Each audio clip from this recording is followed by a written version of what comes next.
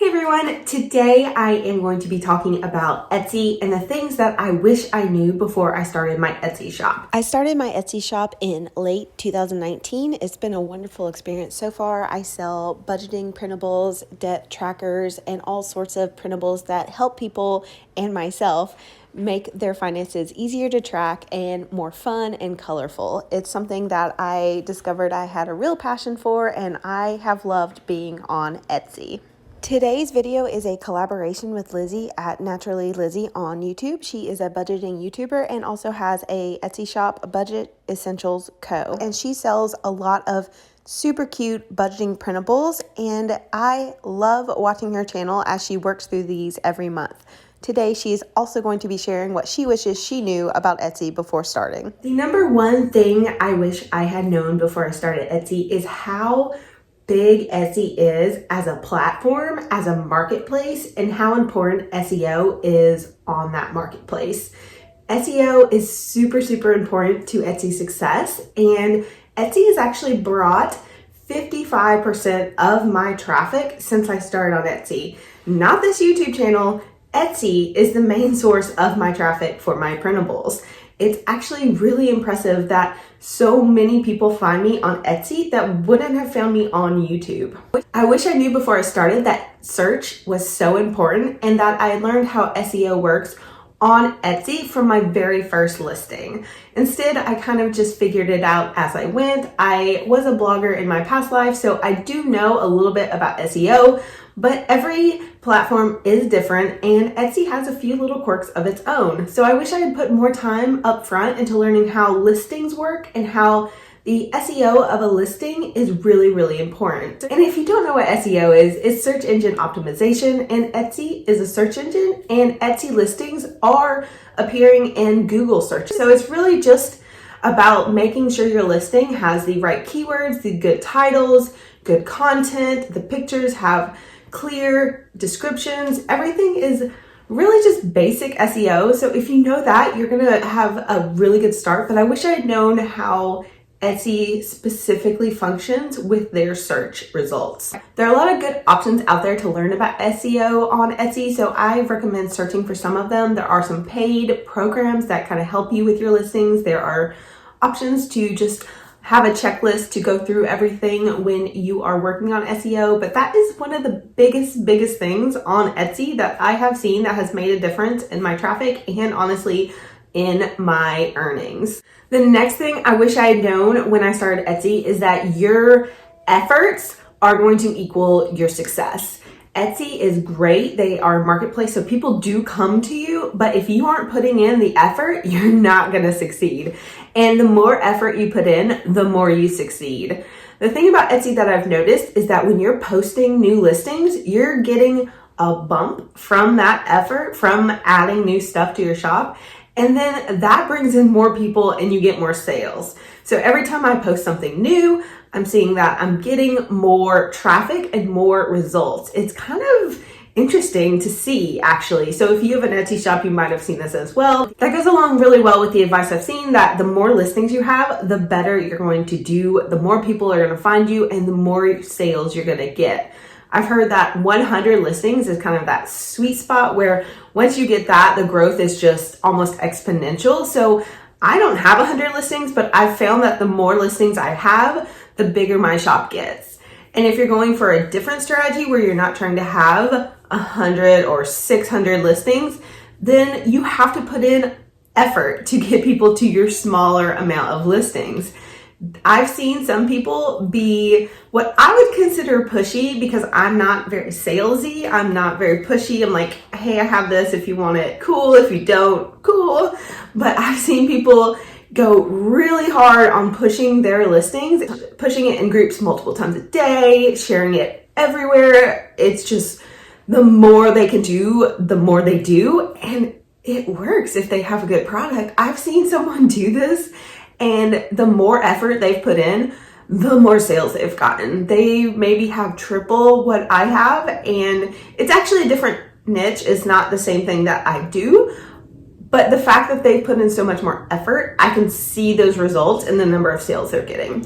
So on Etsy, your effort is going to equal your success. And I wish I'd known this in the beginning, because I kind of just thought you put up stuff and it sold and you didn't have to do much. But honestly, your effort is going to determine how successful you are. One thing I wish I had known before I started on Etsy is that it is just as easy to sell a expensive item as a small priced item. I was terrified to sell anything over $5 when I started on Etsy, and I'm not sure why I had that in my head. I guess I wasn't confident in what I was making, even though the stuff I'm making is like cute and functional and fits a certain need that people have that I had. But I was worried that trying to sell anything over $1 or $1.50 was just going to flop and fail and never sell. And that's not true.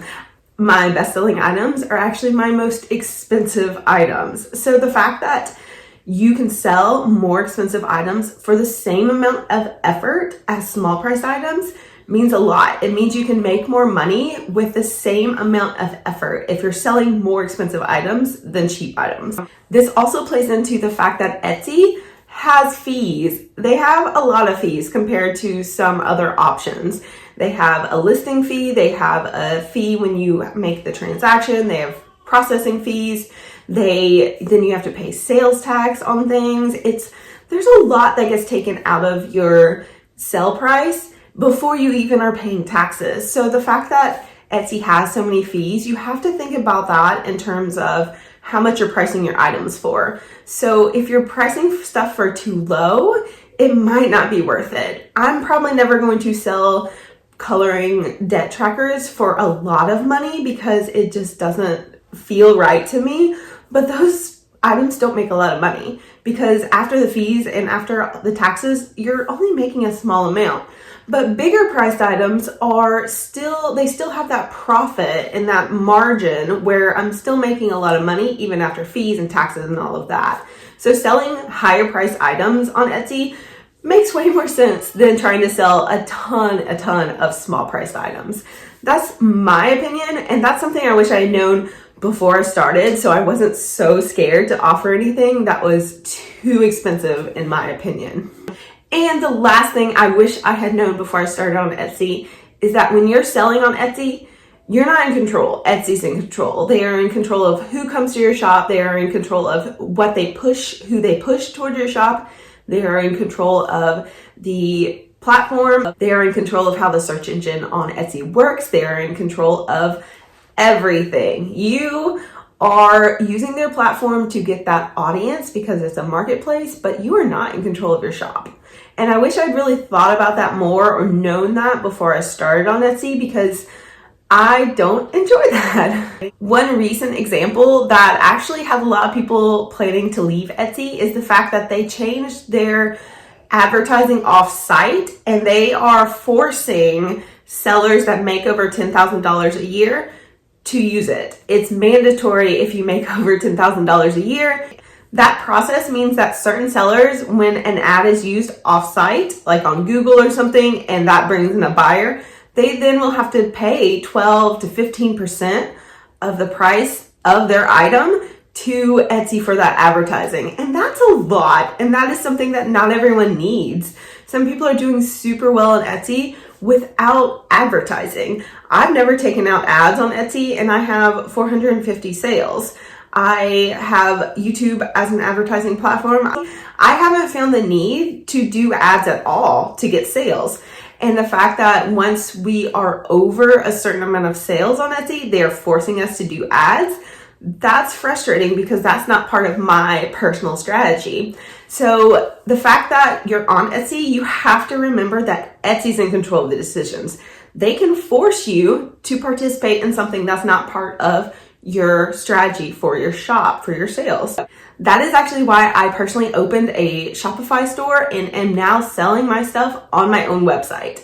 I love Etsy and it was a great place to get started, but there's so many things I wish I had known before I started, especially that Etsy's in control, not me. And if I had known that, I would have probably went a different direction, but I plan to continue my Etsy shop because the platform is so large and the marketplace brings 55% of my traffic.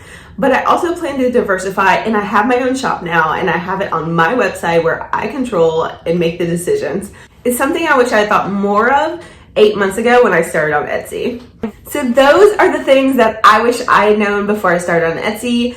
I am sure Lizzie has some really interesting ones as well. So hop over to her channel to see what she thinks about Etsy and what she wishes she had known before she started her shop. Her shop is super cute. She sells things that are very similar to me, but it doesn't feel like a competition because the great thing about budgeting is there's so many ways to do it and so many different styles. And that is really, really cool because everyone finds what works for them.